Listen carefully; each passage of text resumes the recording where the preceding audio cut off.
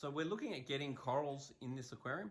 So one thing that we're going to have to monitor is temperature, because this tank has a heater, and the heater will be very efficient at keeping the temperature up to 25 degrees, which will be perfect. But the heater can't make the temperature go down. So there is also underfloor heating in this house, which shouldn't really be a problem because it's probably not going to be set above, say, 24, 25 degrees anyway. So that's probably not a problem. And that just means that if the floor heater's on, probably the aquarium heater's not really going to have to do much.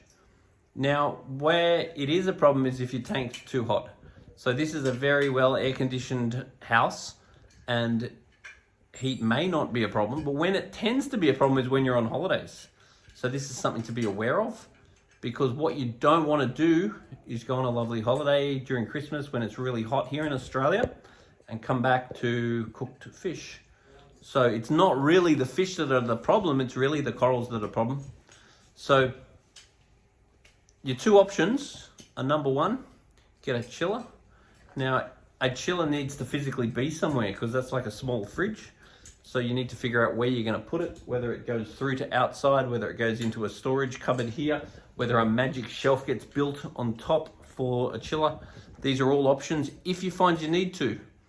The other thing that's relatively effective is just grabbing yourself a fan that clips onto the side of the tank and blows across the surface of the tank, and potentially one for the sump. Now, this is only really required for your super hot days. But once again, when you're home and your aircon's on, maybe no problem, but just be aware that when you have the problem is when you're on holidays and you forgot all about the fact that the tank gets too hot and your aircon's not on and so forth. So this is something to be very, very aware of, is holiday time. Holiday time, what are you going to do to keep the tank cool? Are you going to put a chiller on just for the holidays? Are you going to connect a fan to blow across the surface of the tank? But getting to know your tank and finding out what the temperature is of your tank is really important. And if the tank's going to sit up anywhere near 30 degrees, then action must be taken. So that's something you're going to have to keep an eye on.